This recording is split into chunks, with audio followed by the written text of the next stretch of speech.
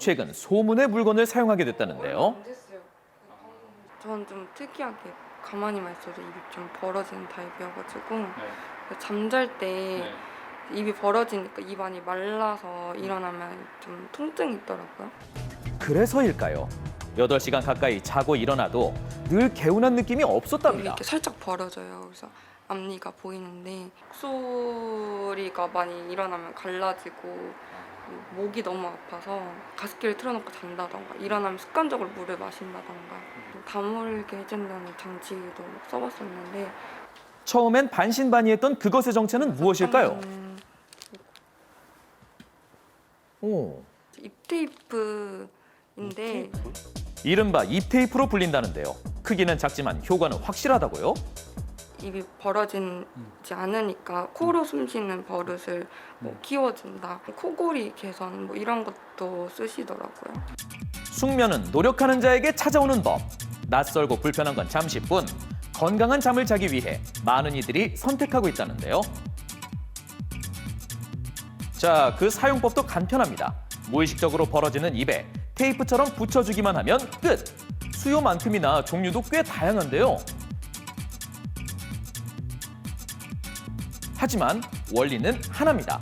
입을 막아 코로 호흡을 할 수밖에 없는 상황을 억지로라도 만들어주는 겁니다. 정상호흡이 비강호흡이고요. 비강호흡이 안 된다는 거는 정상이 아니라는 거고요. 구강호흡은 전부 다 거의 병적 호흡이에요. 내가 코로 숨을 쉬면 코에서 습도와 온도를 조절해 주거든요. 조절된 온도의 공기가 내 폐로 들어가는 거고, 비강 내에 있는 이제 섬모가요. 필터링 역할을 해서 먼지도 걸러주고 온습도 조절 역할을 하면서 천연 가습기, 공기청정기 역할을 하는데 비강 대신 구강을 통해 숨을 쉬면 그 장점은 모두 버리는 꼴이 되겠죠. 잘못된 습관이 쌓이고 쌓여 건강에 위협이 되진 않을까 걱정하던 사람들에게 입 테이프는 그야말로 희소식이 아닐 수 없습니다. 연예인들까지 사용하고 있다는 소문에 관심은 고조되고 있는데요. 국적 불문, 연령 불문, 상황은 마찬가지입니다. 수면장애 인구만 51만 명 이상이라고 하니 이 상품들이 불티나게 팔리는 건 어쩌면 당연한 일일지도 모르죠. 테이프로 입을 막는 것만으로 정말 개운한 아침을 맞이할 수 있을까요? 먼저 비강호흡이란 대체 무엇이고 왜 그렇게 좋다는 건지 물었습니다. 건강하게 유지할 수 있는 이제 그런 호르몬이 잘 때 나오고요. 입으로 이제 숨을 쉬게 되면은 턱이 좀 앞으로 나오게 되고, 또 혀는 뒤로 처지고 구강 구조가 좁아지게 되거든요. 구강 호흡을 하는 사람들이 한 50% 정도에서 무호흡이 발생된다는 보고들도 있습니다. 전부 구강호흡에서 관련돼 있죠. 엄청나게 영향을 미치죠. 엄청나요. 구강호흡은. 정상호흡이 아니니까 뭐 엇박자 호흡이든 구강호흡이든 무호흡이든 저호흡이든 전부 다 입으로 쉬면서 막 박자가 깨진 거예요. 자, 숨 쉬는 방법에 따라서 수면의 질은 얼마나 달라질까요? 비강을 통해 호흡했을 때의 뇌파가 비교적 일정한 주기로 움직이는 것이 무엇을 의미하는지 확인했습니다. 대표적인 게 성장 호르몬. 성장 호르몬이 뭐냐면 뭐 키 크고 뭐 이렇게 생각도 하시는데 항노화 호르몬이거든요. 젊음을 유지해주는 호르몬이고, 그다음에 이제 나이 드신 분들은 이제 뭐 연골이라든지 이런 부분들이 이제 잘 유지될 수 있게끔. 심장과 뇌가 휴식할 수 있는 유일한 단계가 수면이기 때문에 꼭 수면에 문제가 생기면 심장과 뇌에서 올 수 있는 모든 질환이 올 수가 있습니다. 치매 같은 경우도 올바른 잠을 자면은 치매를 일으키는 베타 아밀로이드 단백질이 녹아서 없어져요. 청소가 돼요. 피로 물질이 같이 없어지면서. 근데 잠이 안 좋으신 분들은 치매 일으키는 단백질이 그냥 쌓이는 거예요. 피로감은 물론이고 노화에 치매까지 구강호흡이 이렇게나 안 좋답니다. 그렇다면 구강호흡을 비강호흡으로 단시간에 바꿔준다는 이 테이프는 선택이 아닌 필수? 그러니까 이제 입호흡을 하는 사람에게 도움이 될 수는 있습니다. 예, 그런데 결국에는 그냥 그때뿐일 거예요. 그리고 오히려 위험할 수도 있어요. 무조건 입을 다문다고 내가 코를 쉬고 상쾌하게 잔다고 생각하면 너무 위험한 발상입니다. 도움이 될 수도 있지만 그건 순간이고 오히려 위험하답니다. 비강호흡이 숙면에 도움이 되고 분명 건강에도 좋다고 했는데 공들여 테이프를 붙인 게 무색할 지경입니다.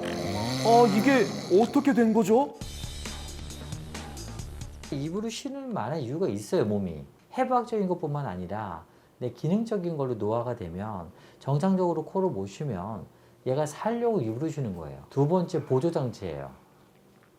그런데 그거를 무조건 막으면 코로도 못 쉬고 입으로도 못 쉬는 사태가 발생될 수가 있습니다. 아마도 성인들은 내가 너무 힘들기 때문에 이 테이프를 떼게 될 가능성이 많습니다. 그러나 답답하니까요. 아이들은 사실은 이제 내가 둘 다 숨을 못 쉬는 경우에 이 테이프를 막아 놓으면은 내가 코로 숨을 못 쉬는데 이걸 막게 되는 경우에는 정말 안 좋은 상황이 생길 수도 있는 거죠. 특히 어린아이에게는 이 방법이 치명적일 수 있다는 거죠. 구강호흡의 원인이 천차만별인 것도 문제라는데요. 근데 문제는 그 구조적인 문제가 해결되지 않았는데 그 입막음 테이프만 했다고 해서 결코 그 구강호흡의 습관을 고칠 수는 없습니다. 그게 이미 12살에 결정이 나요. 지금 선생님하고 저는 억지로 안 돼요. 아, 그래요? 안 돼요. 죄송하지만 안 돼요. 어릴 때부터 몸에 배어든 습관이니까, 또는 코막힘이 너무 심해서, 또는 남들과 다른 편도 상태 때문에 그 이유는 너무나도 다양하다고 합니다. 원인이 다른 데 있잖아요. 그런 분들이 원인을 해결해 주지 않고 그냥 입만 막는다고 해서 그게 되겠습니까? 절대 안 돼요. 밑 빠진 독에 물 붓기인 거죠. 코, 목젖, 혀, 기도, 폐, 횡격막 네 기능 중에 뭔가가 막혔거나 아니면 조화가 안 맞거나 기능이 떨어졌기 때문에 이루시는 거잖아요. 정확하게 원인을 찾아서 치료하게 되면 저절로 비강호흡이 되는 거죠.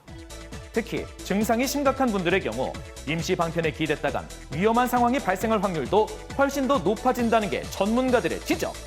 그래도 돈 주고 샀는데 버리는 건 아깝다는 분들도 계실 텐데요.